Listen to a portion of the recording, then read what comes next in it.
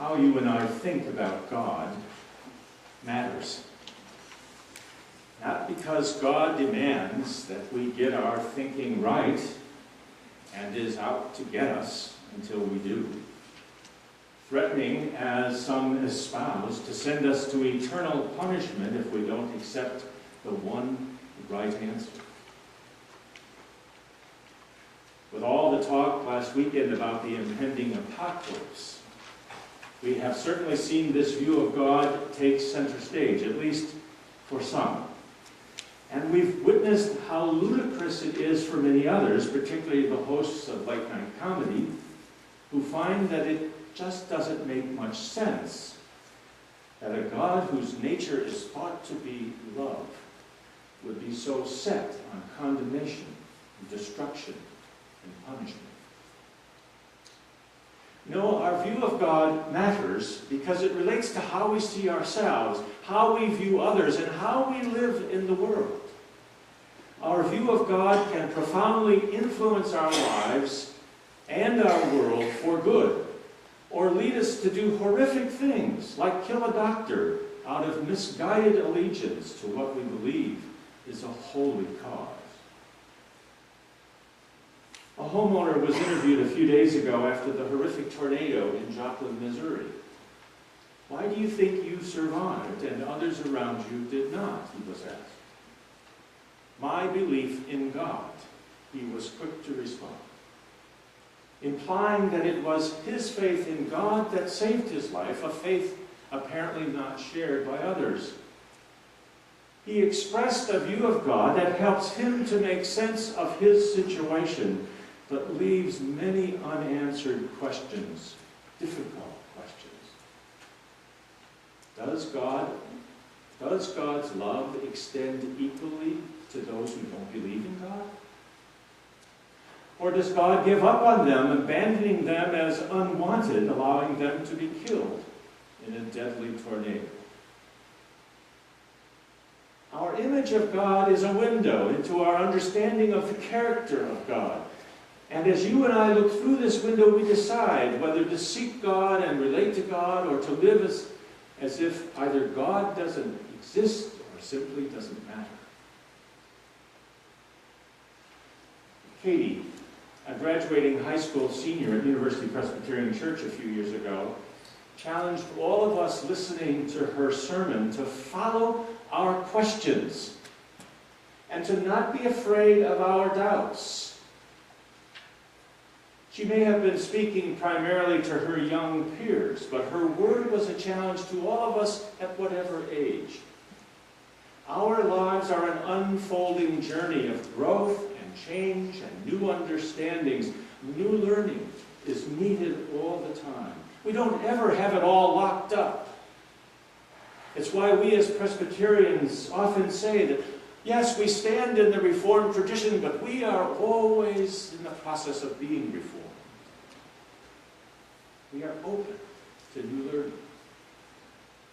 Some of us have seen billboards expressing the conviction, God says it in his word, I believe it in my heart, and that settles it forever. The trouble is, for many of us, that doesn't settle it forever. We continue to be challenged by questions, by life experiences, by new discoveries, and some of these may pursue us to rethink our views of God and how we believe that God relates to the world. Rob Bell, megachurch pastor in Grand Rapids, Michigan, begins his recent bestseller entitled Love Wins with these words, very interesting. I've written this book because the kind of faith Jesus invites us into doesn't skirt the big questions about topics like God and Jesus and salvation and judgment and heaven and hell, but takes us deep into the heart of them. Many have these questions, he says. Christians, people who aren't Christians, people who were Christians, but can't do it anymore because of questions about these topics. Some communities, he writes, don't permit open, honest inquiry about the things that matter most. Lots of people have voiced a concern, expressed a doubt, or raised a question, only to be told by their family, their church, friends, or tribe, we don't discuss those things here. A view of God today invites us to see that God is in the midst of our questions, ever calling us to new understandings. The discussion itself is divine, Bell writes. Abraham does his best to bargain with God. Most of the book of Job consists of arguments by Job and his friends about the deepest questions of human suffering. God is practically on trial in the poems of Lamentations.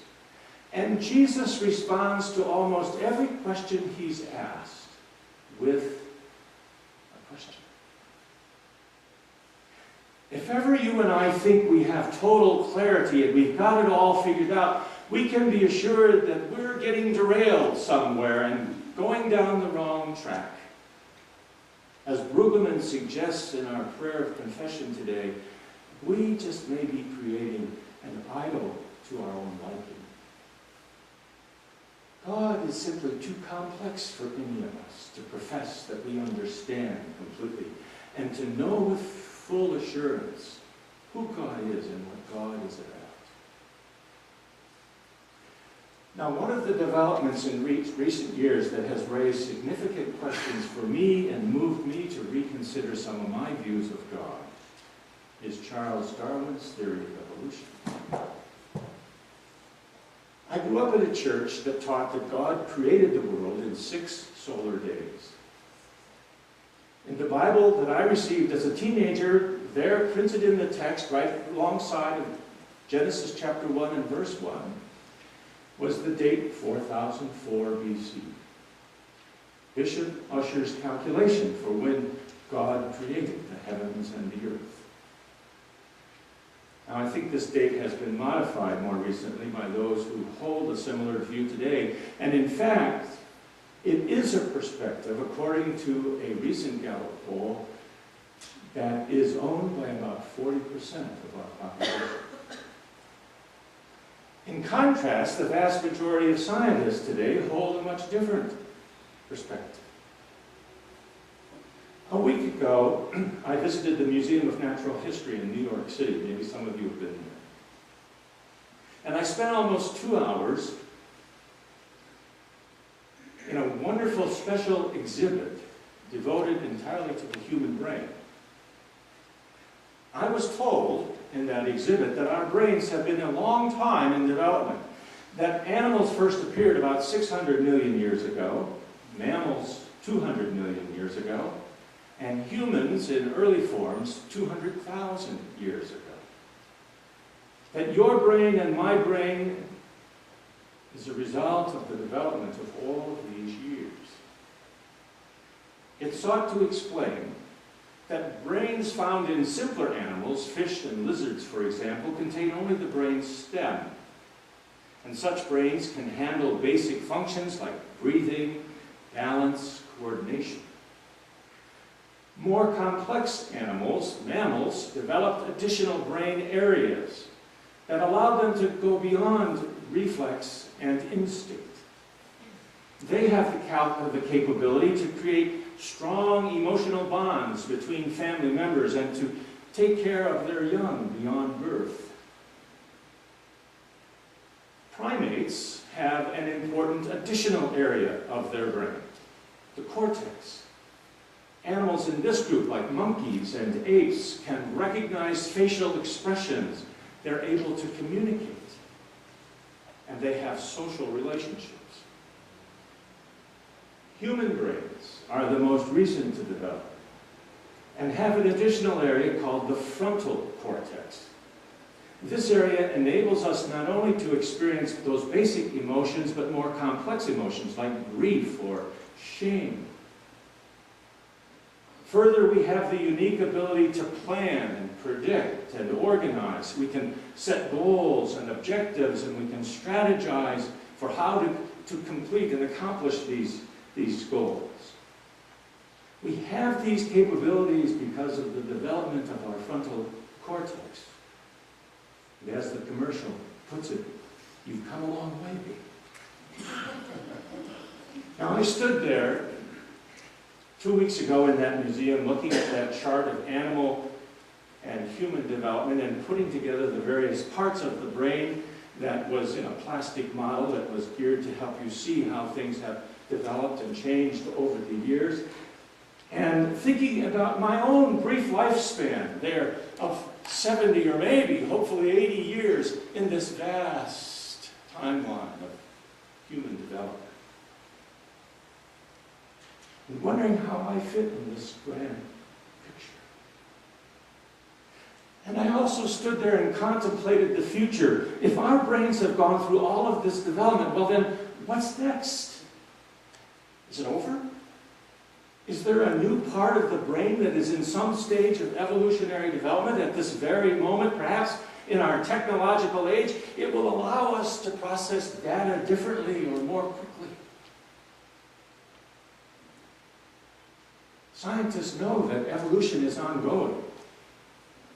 For example, I read recently that those who for centuries have lived in extremely cold climates have a slightly different DNA than those who live in extremely hot conditions. They have physically evolved in order to better deal with their particular context. Apparently the beat goes on. Where is God in all of this?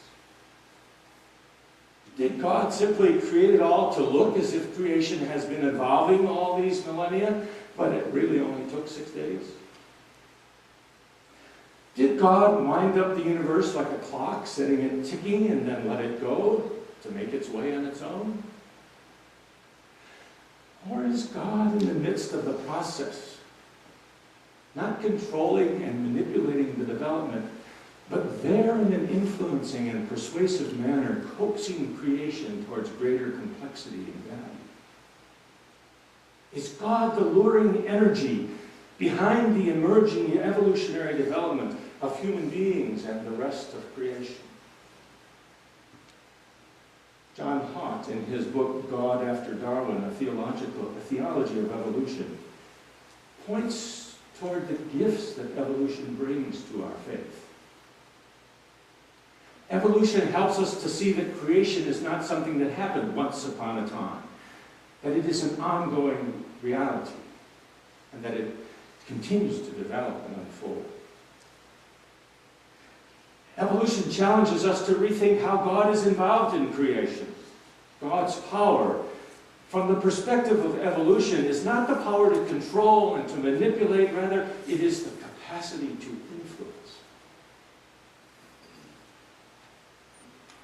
A persuasive God is much more powerful, Hoyt writes, than a hypothetical deity who magically forces things to correspond immediately to divine intentions. A world given lease to become more and more autonomous, even to help create itself and eventually attain the status of human consciousness and freedom, has much more integrity and value than any conceivable world determined in every respect by an external divine designer. Third, evolution offers the gift of seeing the humility and love of God in new ways. The God who in Jesus submits to the crucifixion is the self-emptying God who is also present and hidden in the struggles of an evolving universe. God acts powerfully in the world, offering to it a virtually limitless range of new possibilities, within which it can become something relatively autonomous and distinct even from its creator.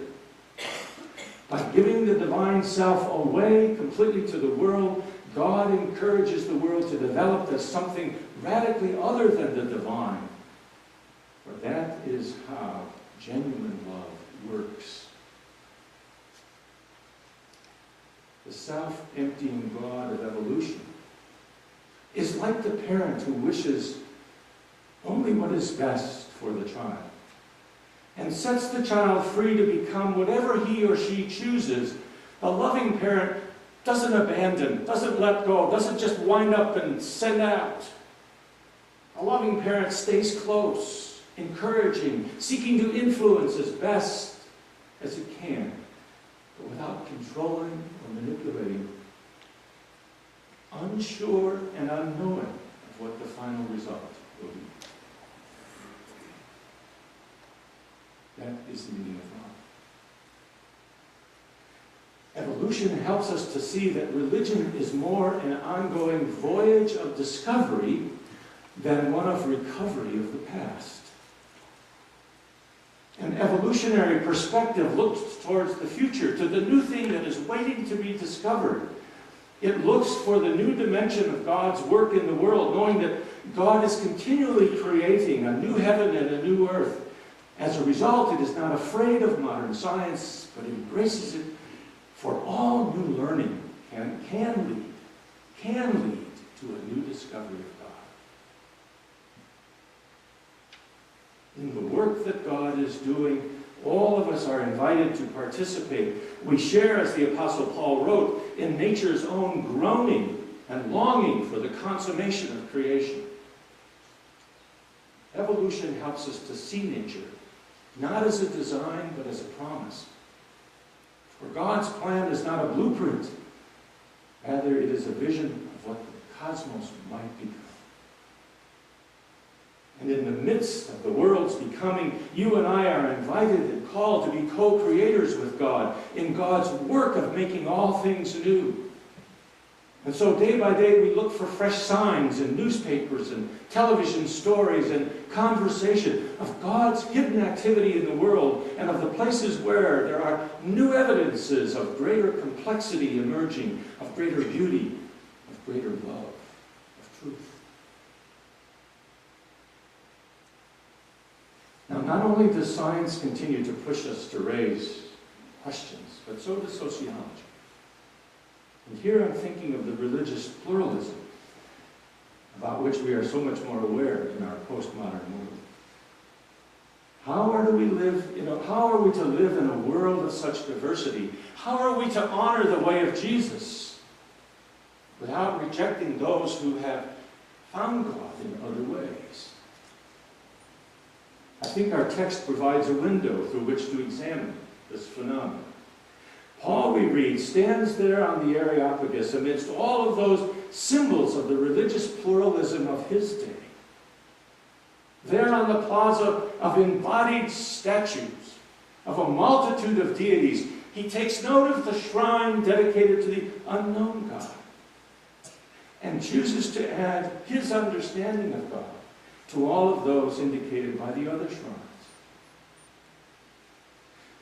In many ways today, North America's spiritual landscape reflects the same diversity as ancient Athens.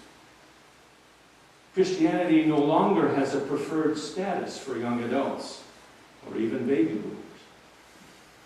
The book and movie Eat, Pray, Love demonstrates this all too well. Rather than seeking spiritual nurture in the mainstream Christianity of her youth, Elizabeth Gilbert finds insight in following a Hindu guru. A far-off ashram is preferable to the neighborhood church in her quest for spiritual transformation.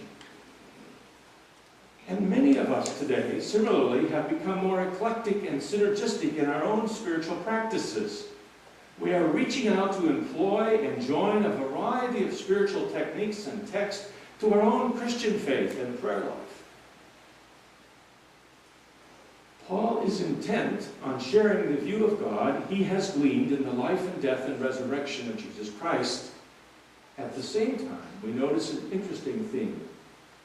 He invokes the philosophical insights of an earlier Greek poet.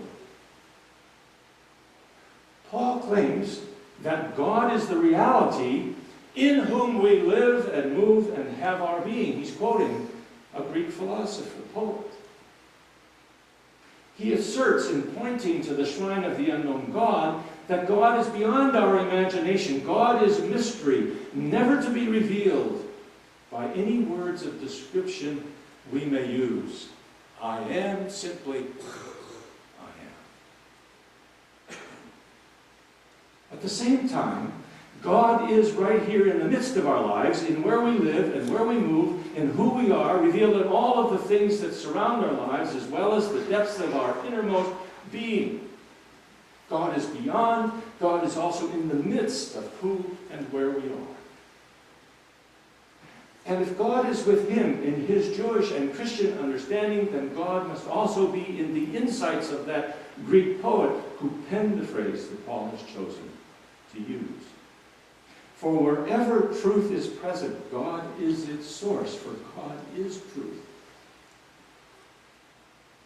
And God has provided many pathways for human beings to connect, to encounter truth, and to hear the divine call in their lives. God is there in the wisdom of the Greek philosopher, there in the spiritual understanding of a Hindu guru, there, especially for Christians, in the life and teachings of Jesus. Our world is an ongoing state of interrelated development, a constant evolution of entities and ideas. The God who loves the whole world and gives God's self to the world continues to be incarnated among us and to call us all to greater truth and beauty and wholeness. Now, my purpose this morning has not been to offer a science and sociology lesson, for I'm hardly the one to do that. But my purpose is to challenge us to keep our minds open and growing. The church desperately needs us to do that. To permit questions and doubts to surface so that they may be pursued. Not just by those in ivory towers, but by our young people and by you and me in the context of a welcoming and loving and affirming community. Even if that means at times risking the security that we have enjoyed in the traditions of the past. In many ways, I think our church, in its theology, has yet to come to grips with the implications of evolution and quantum physics, and with the phenomena of religious pluralism. The hymn we are about to sing presents us with a challenge. And I want you to particularly note the first verse. It says that the Church of Christ in every age, beset by change but Spirit-led, must claim and test its heritage and keep on rising from the dead. We certainly live in a time and a world beset by change. It's only natural then that our own views of God might be periodically challenged by new knowledge and new experiences. Led by the Spirit, we must not be afraid of these challenges. Rather, we must continually exercise freedom to re-examine our tradition and to see what still works. And then be willing also to let go or to change what no longer is adequate. We must not be afraid of these changes. Rather, as the new is revealed, let us look for God in the midst of it. The God in whom we live and move and have our being. And with each new insight, let us join with the psalmist in declaring, how awesome are your deeds, O God. All the earth worships you and sings your praises.